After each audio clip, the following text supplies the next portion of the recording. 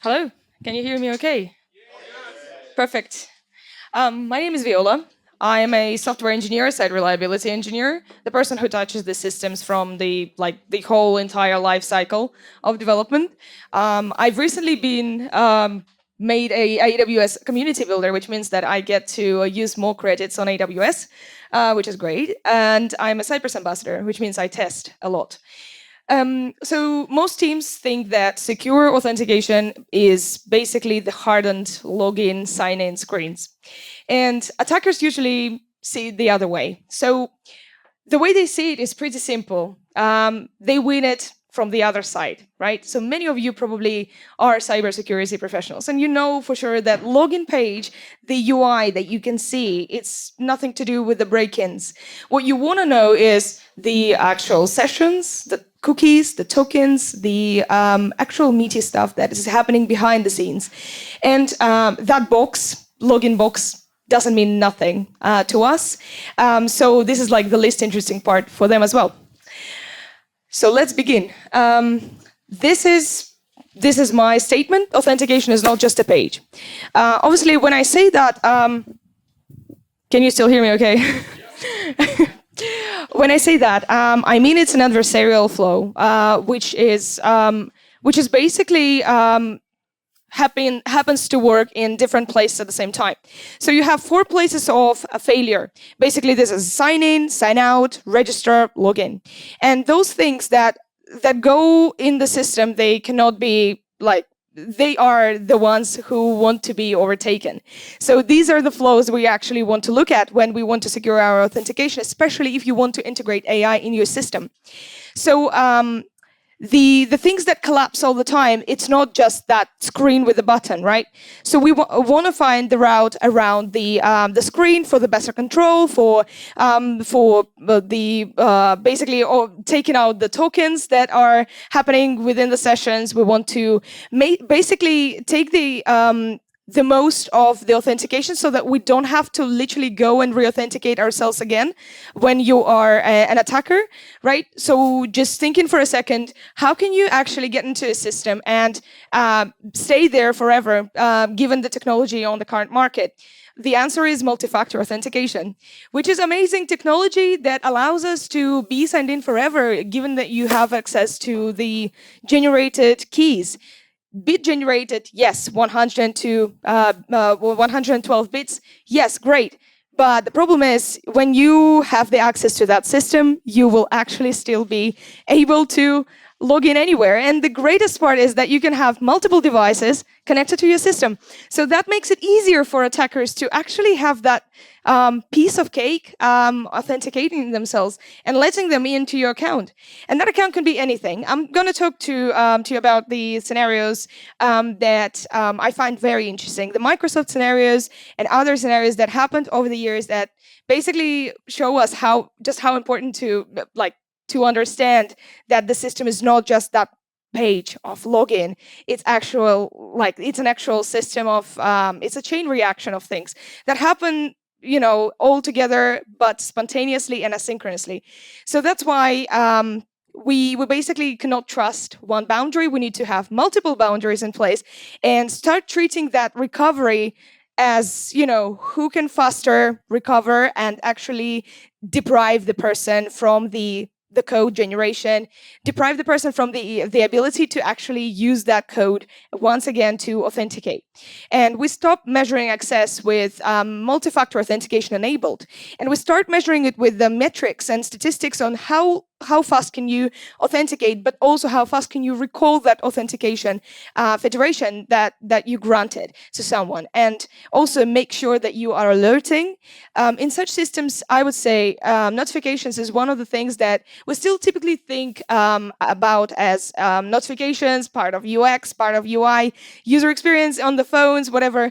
But it's not that. It's like logging for us developers. It's logging what's happening with our system. So those alerts, those notifications that happen on the side of the user, the actual non-techie person who's going to use Microsoft Teams, and tomorrow someone going to call him and ask the access to the codes, to the multi-factor authentication codes and authenticator app, and they will just give it to them because they will not have any idea of just how much, that multi-factor authentication grant is another event, is a security event, it's like a very major event that's happening because there's all sorts of risks connected to it, and we're going to talk about them today.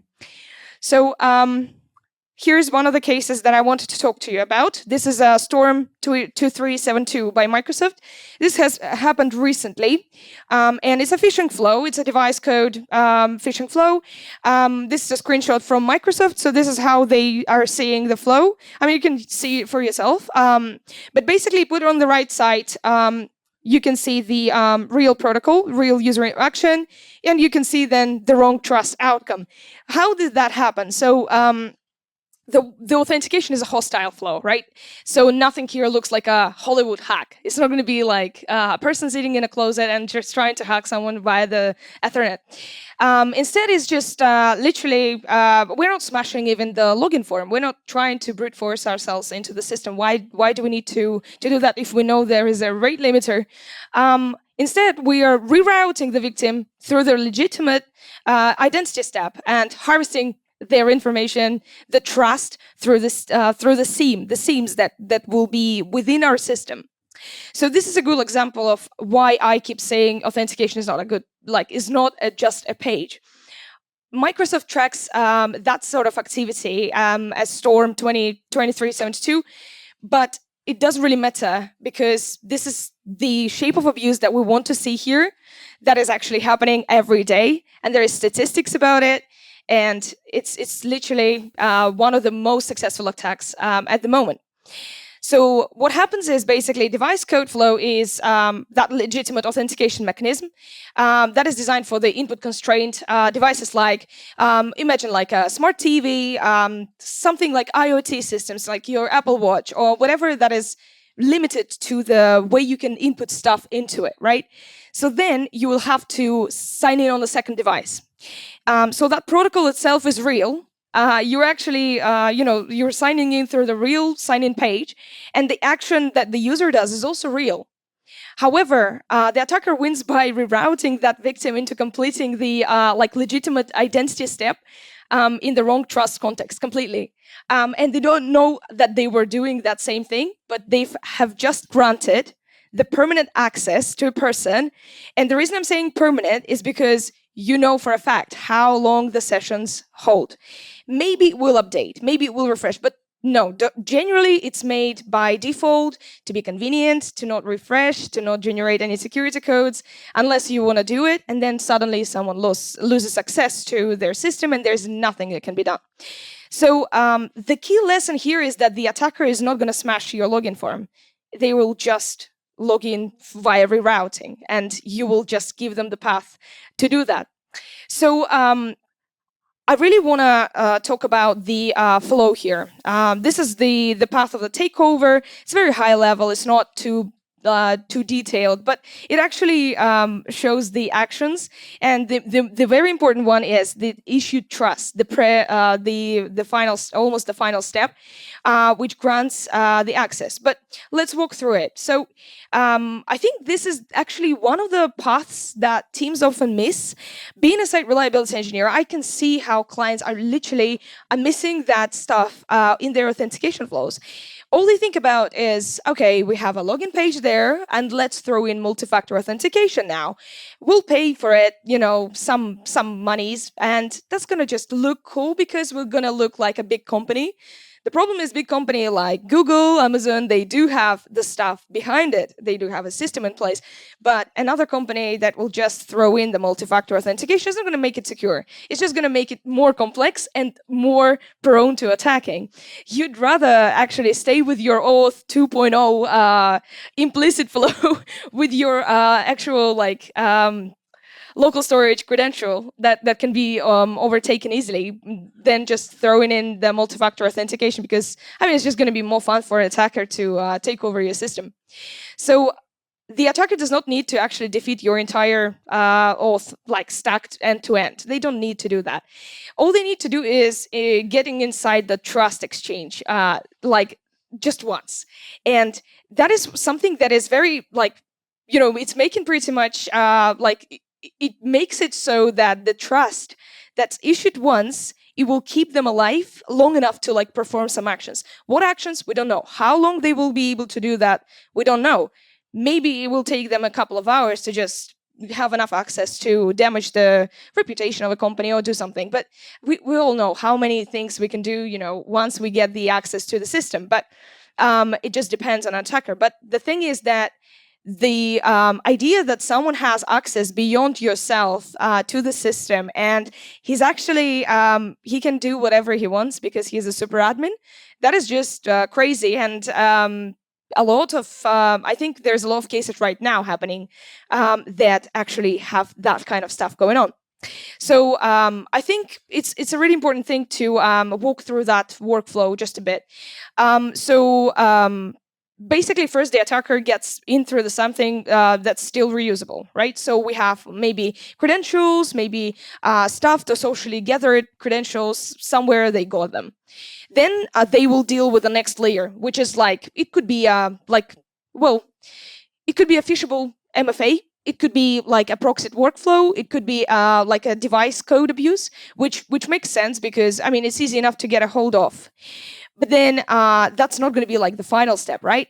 The final step is going to be the next seam. I call them seams because it basically stitches it together. Like the whole system is basically stitched together.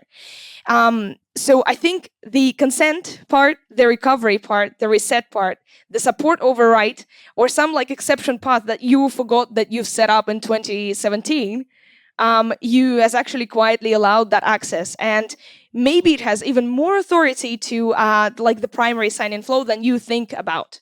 And once that trust is actually issued and received by the attacker, well, the economy is basically changed because at that point, the real price is going to be just like the session.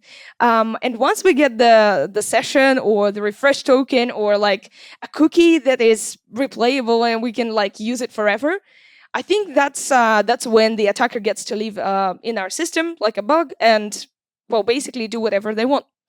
Why, like, this is why basically login success is not the same as like a secure authentication. We can have as many successes in logins.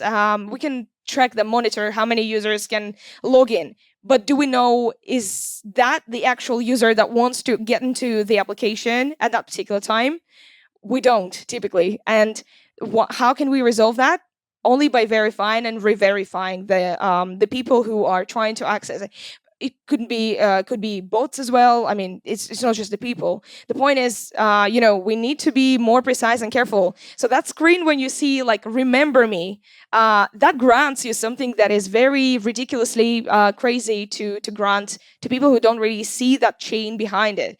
The system that can be broken in some places and that can actually essentially allow someone to access your account. And that "Remember me" screen is actually what may let someone with bad intentions into your system, right? And that's why like once that trust is issued, you don't want to care about it, but you should. Those authenticators, the multi-factor authentication that you have, the codes that you generated to back your systems up, they need to be printed out somewhere. The MFAs, they need to be constantly refreshed, even if the application does not support that protocol. But there's actually like difference. If you go deeper into the roots and the standards of how this is all done, like NIST or somewhere where you can want to read about it, or WASP also lists some of the best practices, there is different flows happening. And by different flows, I mean some organizations choose the easier path because it will allow them for easier, they won't be so responsible for what happens to you and your system. And that's why they will pick an easier path. However, we probably should push towards not having the "Remember me" screens so much these days. But yeah, anyways, here's the boring reason, this still scales.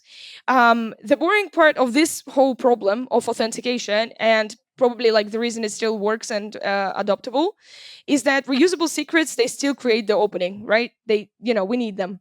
And credential stuffing, the spraying, they're not something glamorous, or it's not like something that we are looking at and seeing like, this system is good. But rather is just like a cheap, repeatable flow that can help us like be effective in what we want to do. This is just the way the secrets will work. But there is that chance of still, the phishable MFAs that are still there pretty much. And the device code abuse is immense. It's really large scale right now.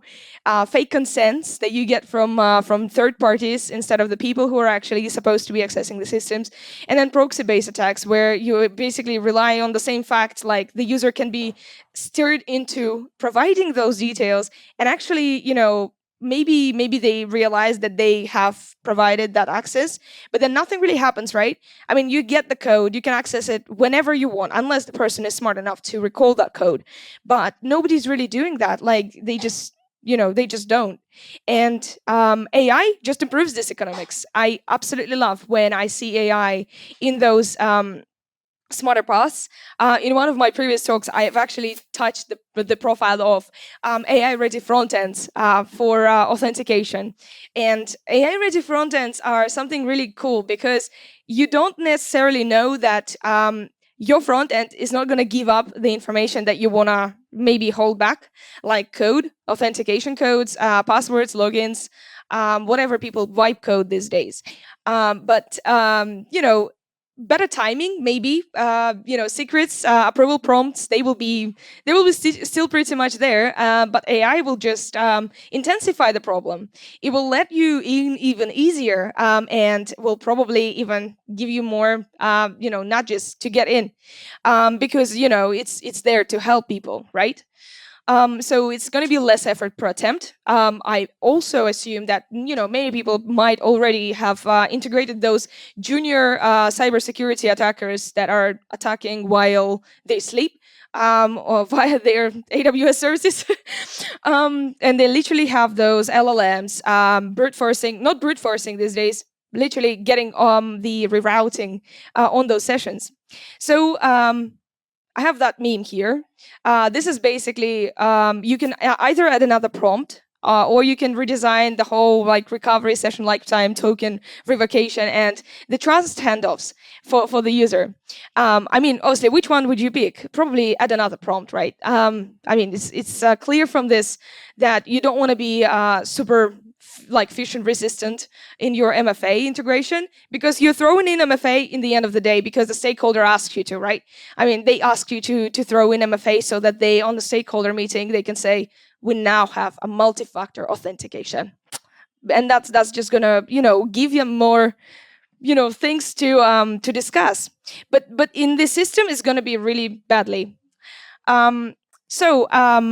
Yeah, resilient authentication. I think if the failure keeps showing up at those seams which I'm talking about, I think the answer is not more prompts, obviously.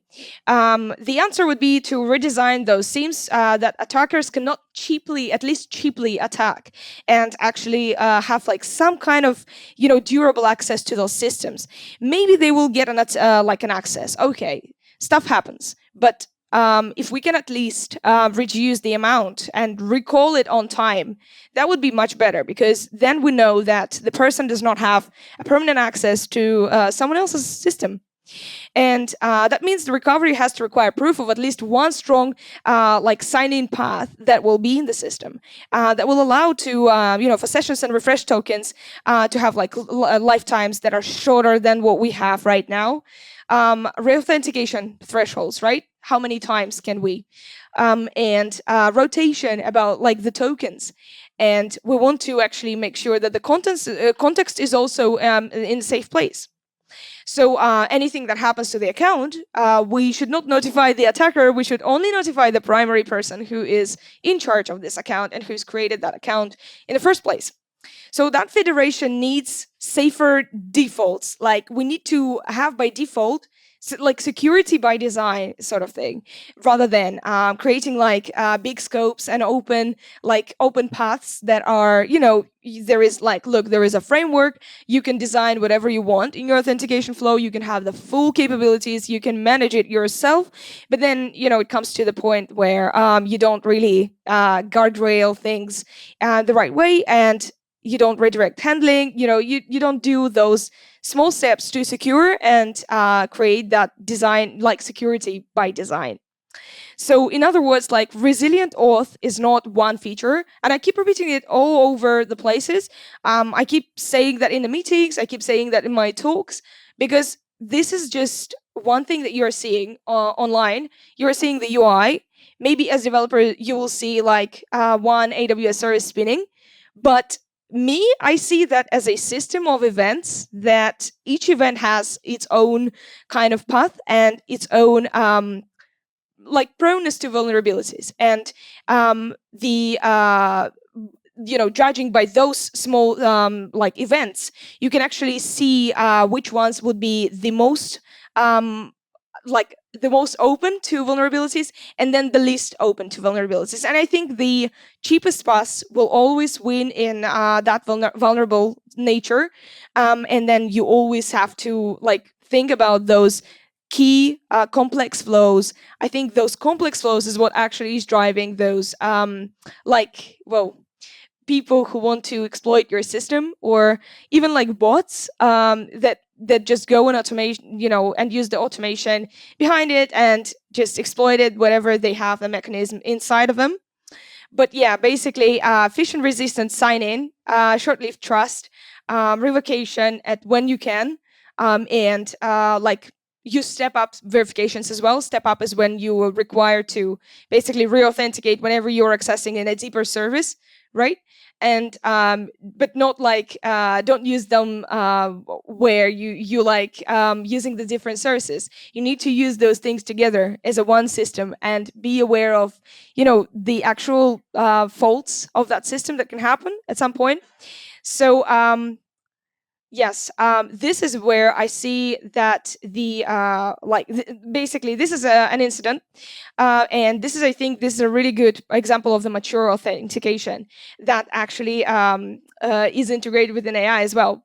So AI will not rewrite your laws. AI will not rewrite your authentication, but it will change the attacker economics, right? There will be a much easier way of getting junior cybersecs that can actually be there 24/7, cheap enough to spin a server, and they will be exploiting and exploring the weaker paths that would probably mostly be the same in most systems, unless you're a real nerd and you will create something new, in which case the attacker themselves is going to be exploring that stuff.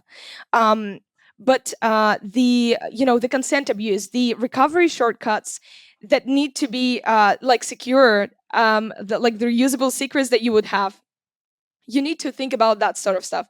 And the support fraud is actually getting more and more ridiculous, and it gets more believable as well. And you wouldn't believe it, but AI bots are able to now persuade people on the phones to actually grant the access, claiming they're from some kind of organization. I mean, that kind of stuff.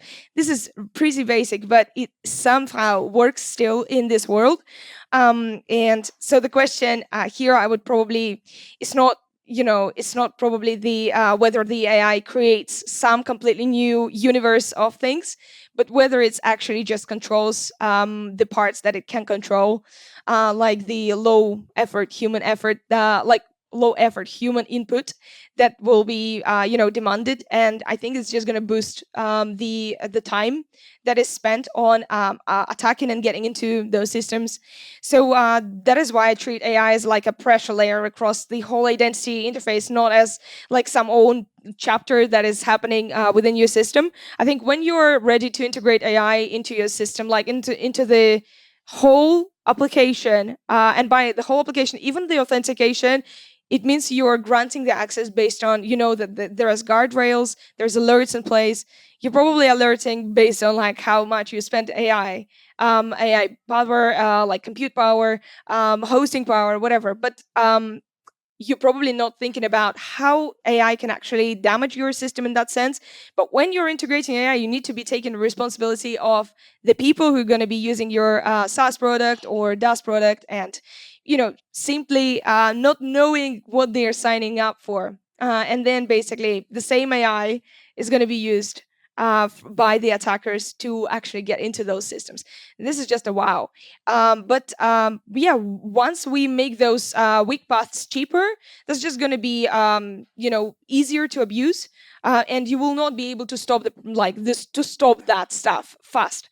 In which case, you would probably have to just go back to the old good path of securing your paths the old traditional way.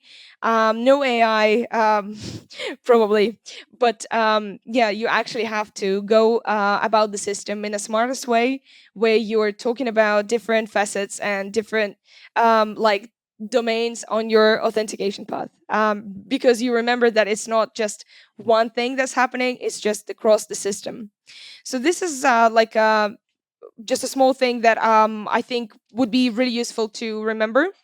And by the way, I think, yeah, I mean, well, the mature auth, obviously, I've reduced it down to like 5 key steps, but those 5 key steps are actually the frame to what we want to see there.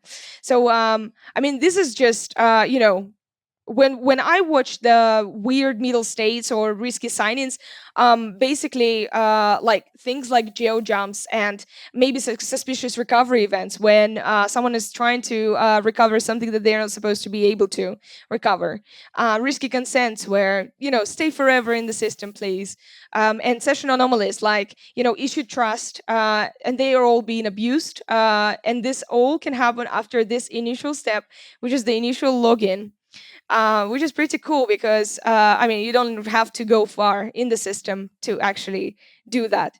And this is like the key shift that I wanted to point out to. Like, prevention is only the half of the story, right?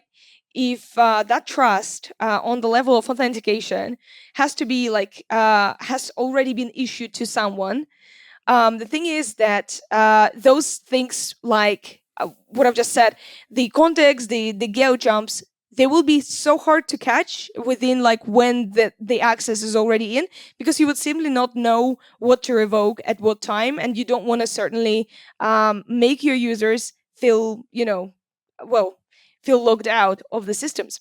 So and lose the trust in your system. So those things are basically abnormal, and we need to actually focus ourselves like on not only prevention, but also actually also the revoking the access. I feel like revoking is not detailed enough in many systems. And I feel like so many people are, when they implement the authentication flows, they focus on the sign-in screens, they focus on the step-up authentication when they feel like it's something sensitive. However, not all of them think about the revoke access when you have, an expiry to a token or a session, and you actually, you're like, well, this is now expiring, and it's not going to be not going to be there forever, and you need to recall that, and that recall is not always happening. It's mostly not happening in the systems that we see these days. So for me, the good auth is not just like a cleaner login page. I don't care about how it looks, as long as it's safe to actually work with, like a system that can see the risk coming from a particular point, maybe respond fast, and that can literally cut off like the whole like trust before the damage is happening. And by trust, I mean, I keep repeating the trust over and over again. Trust is what you have, like the granted access to your system. So the trust between the system and, well, in the federation system, and you'd have that between the user, like the client of the user, and your system, and that's where that trust lives. And as long as it's alive and accessible by other parties that are not supposed to be accessed, not supposed to be accessing that, that's really bad, because evoking it and revoking it is basically probably the only good thing that can happen. And designing it so that you can like easily roll it back, that also happens to be a really good strategy.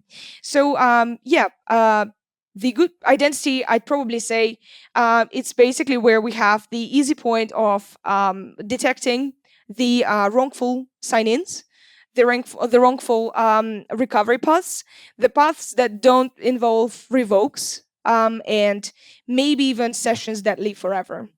Imagine if your session is forever, alive, and it's like been a year, and you can still log in pretty much, and it's still there, which is pretty sad. Um, so I have like a small auth resilience lens, but it's basically asking 5 questions that are the most probably useful questions to ask on a high level, that will be very useful when we want to talk about securing our authentication flows, when we want to not just have like the MFA enabled, but rather we want to like be less phishable. We want to be revoking access. We want to be like aware of how the system is right now, and see how like fast our issued trust can be undone, and maybe even have some policies around it based on the official guidances, because those are pretty intense, and you can see how much vulnerability they bear. But that's the pretty stuff about the official guidances. They're pretty direct in what they say about the federated accesses, the tokens, the recovery authority. They straight away say that, whenever you're integrating an MFA, be ready that you've just made your system more vulnerable to the outer world. So I've got some resources if someone is interested. I will be publishing them on my LinkedIn. If you've connected with me, you can see that. So yeah, I mean, basically, yes, if your auth strategy protects the login box but not the seams around it, you did not build secure auth. Congratulations, you built a convenient illusion around it. So yeah, that's it.